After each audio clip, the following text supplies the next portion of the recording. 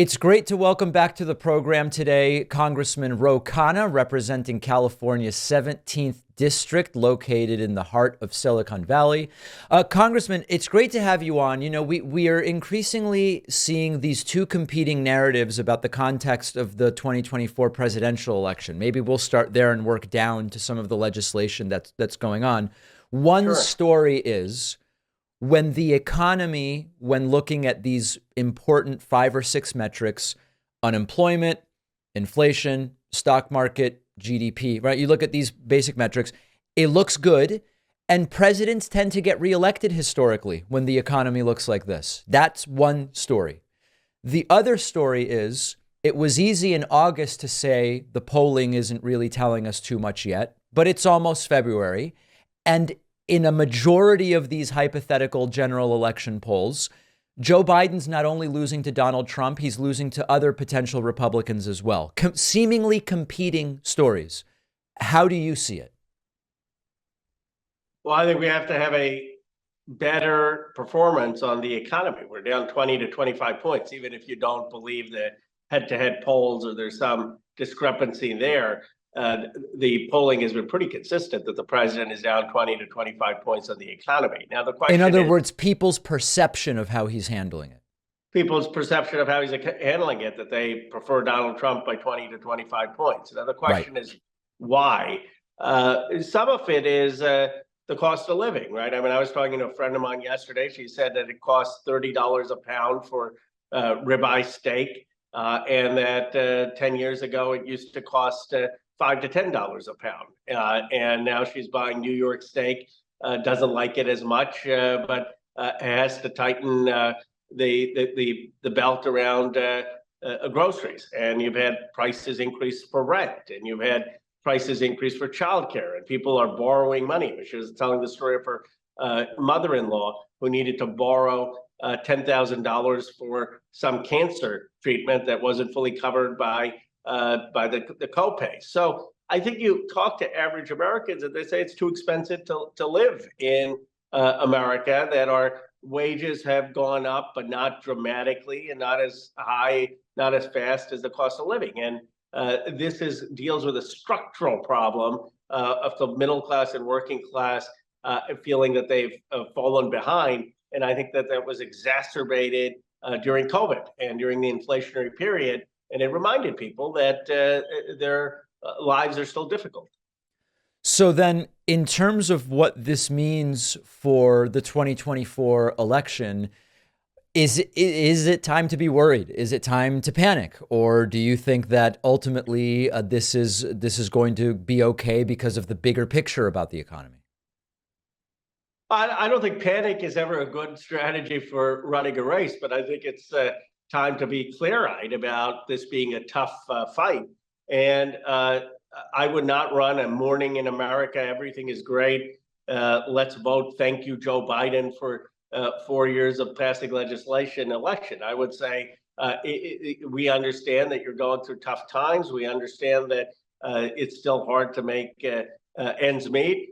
Here are the things we did to prioritize the working class. In my first term, we brought massive investment in infrastructure to create good-paying construction jobs. We brought back some factories. Here are the 3 things I'm going to do in a second term to prioritize working class Americans. That's going to mean that we're finally going to get a minimum wage increase. We're going to have universal child care. We're going to make sure that we have housing, build many more units and make housing more affordable. Or pick 3 main things and then contrast it with Donald Trump, who we know what he's going to do because he did it in his first term. He did massive tax cuts to the corporations and the wealthy. But I think we need a choice election on the economy, and we need a forward-looking agenda, what we're going to do to help working and middle-class Americans. I had your colleague Eric Swalwell on a few weeks ago, maybe closer to 2 months ago, and he said at that point he thought Republicans in the House were going to impeach Joe Biden no matter what the inquiry turns up, the idea being to create a sort of parity where it will be 2 candidates who have been impeached, an attempt to level the playing field, which maybe they believe will help them in November. Over the last, I believed it too at the time. over the last month, they've been far quieter. Occasionally, Maria Bartiromo will say, hey, what evidence do you have? And they'll say, we're looking for the evidence. They don't really have any evidence. Is your sense from talking to your colleagues on the other side of the aisle that they remain committed to push forward with this thing, or are they going to let it quietly die? I think they're divided. One, they're divided. I'm on the oversight committee, which Comer leads, and one, they're divided because they just haven't done that well objectively. I mean, they've had their own witnesses say there's not enough there to impeach, and Right. so there are about 20, 30 people in their own caucus who don't want to vote for impeachment. They're in swing districts. Candidly, they saw what happened to Democrats when we voted to impeach Trump twice. It was the right thing to do, but it was not politically helpful. It actually, in polling, strengthened Trump after the impeachment. And here, there's no legitimacy. So I think that if I had to guess, it's going to be tough for them to get 20, 30 holdouts. And my sense is they won't actually impeach, but we'll just keep this hearings going to create a cloud of smoke of Hunter Biden and potential impropriety. I also think, candidly, that the better the poll numbers are looking for Trump and Trump versus Biden, the more they're going to want to run on the economy, which is a far better campaign for them than to relitigate whether Biden should be impeached for January 6th. Yeah, that seems to be without question true. I want to talk a little bit about the op-ed you wrote in the New York Times about AI. We've interviewed a bunch of people on the program about AI. Some, like, for example, Eliezer Yudkowsky, who believes this is so dangerous that all of it needs to be stopped right now. Total moratorium. This could quite literally kill humans, kill humanity. On the other side, you have a number of different thoughtful views, I think, about any technology brings with it risks and possible downsides.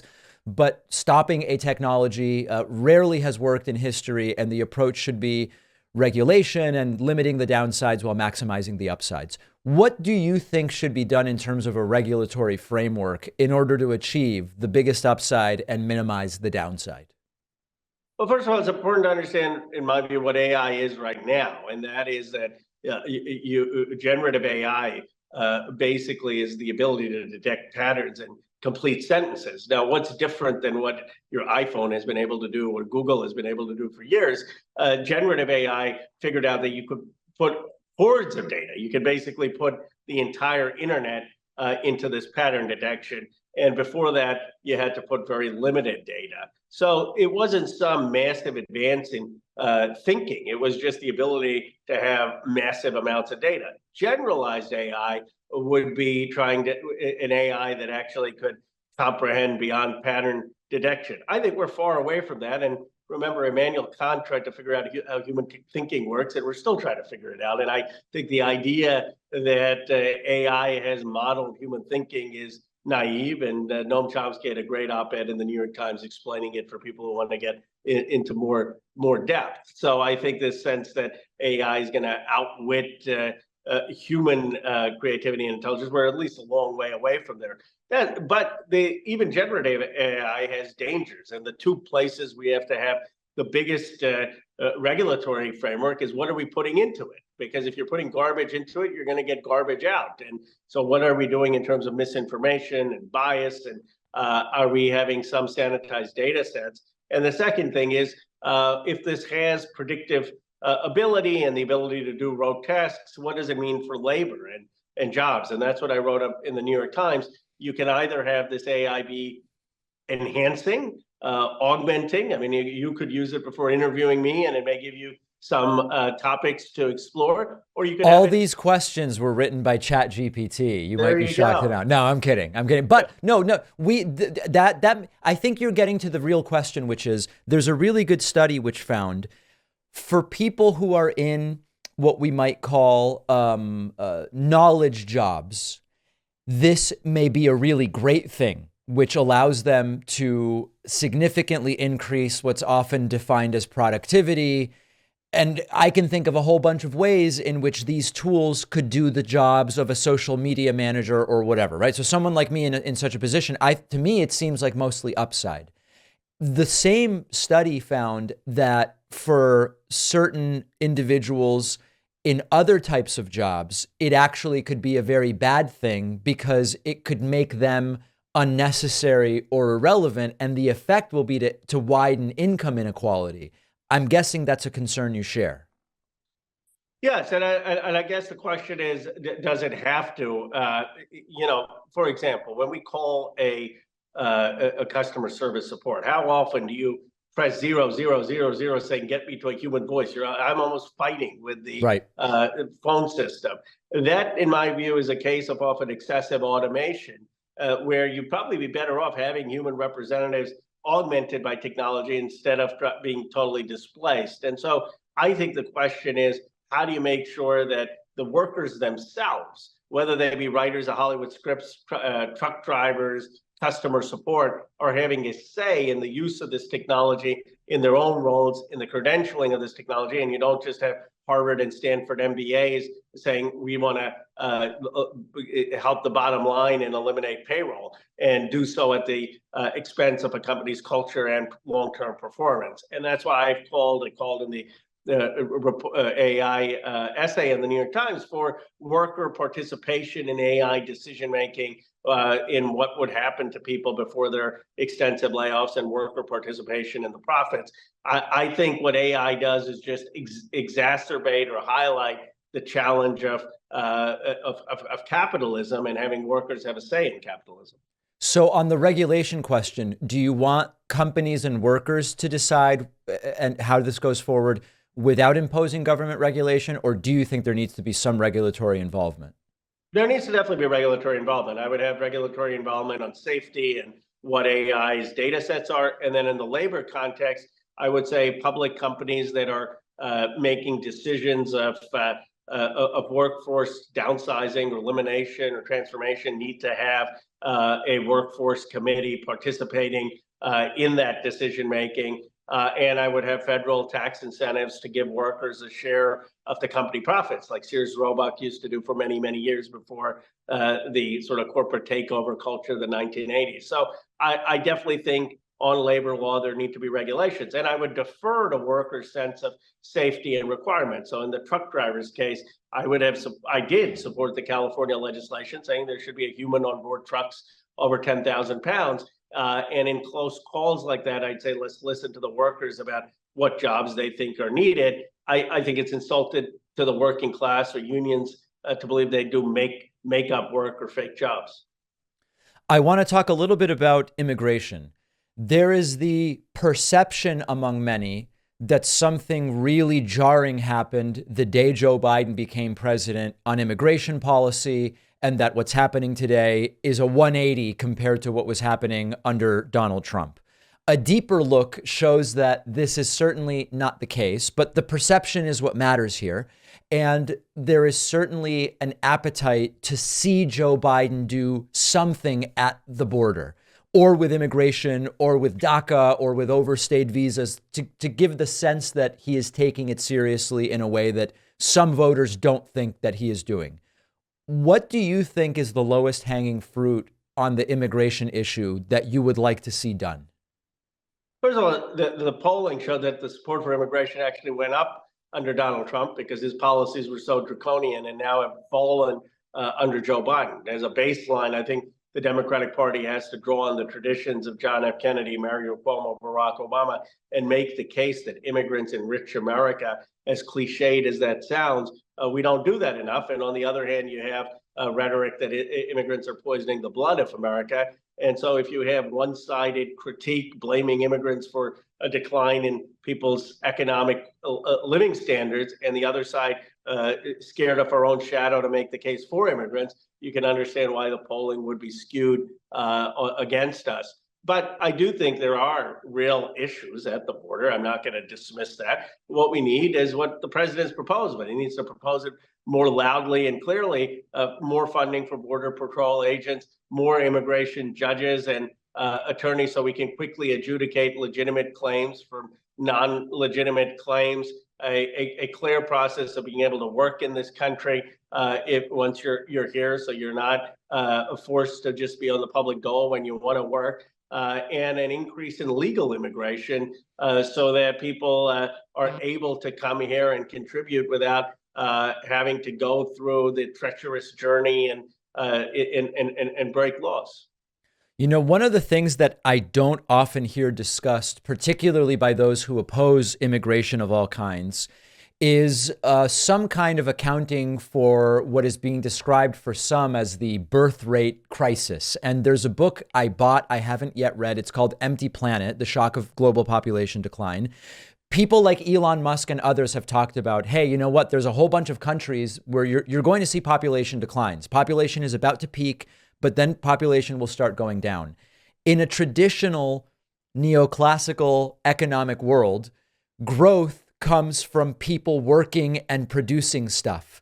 And you would think that some of the folks who are opposed to immigration would realize if the population starts to decline, this is going to be an economic problem. So I find it very interesting that if you are concerned about the birth rate, as many of these folks claim to be, you would be thinking of other ways to continue increasing the population of the country, since that's where economic growth comes from. And yet they just say, no, we've got too many people here. They can't keep coming in.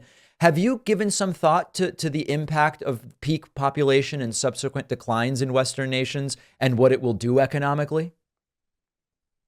Well, I think you make an important case that a nation for economic growth that needs people and needs productivity and they need young people, and that immigrants have often been that source for the United States, both in terms of their ambition, in terms of their work ethic, in terms of their ability to do jobs where we have massive shortages, and that if we have appropriate laws protecting unions and protecting workers and preventing against corporate abuse, then they actually won't have a decline in wages. And one of the reasons to do this, it's getting into a bit of economics, but when workers come here who are immigrants, okay, you have an increase in the supply of labor, but you also have an increase in the demand of labor because those workers are spending things in a community. And most of the economists who have looked at it say that the increase in demand outstrips the increase in supply under good labor laws, and you don't have a depressive wage effect. So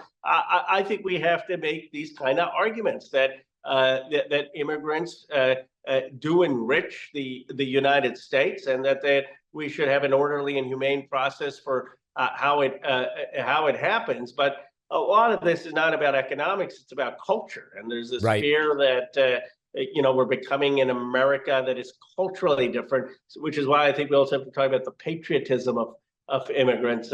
My parents used to take me every year to the Constitutional Independence Hall and the Liberty Bell, as we would have relatives visit. And, I think many immigrants are like that. We've been speaking with Democratic Congressman Ro Khanna, who represents California's 17th District. Always appreciate your time and insights. Thank you. Well, I greatly appreciate your voice.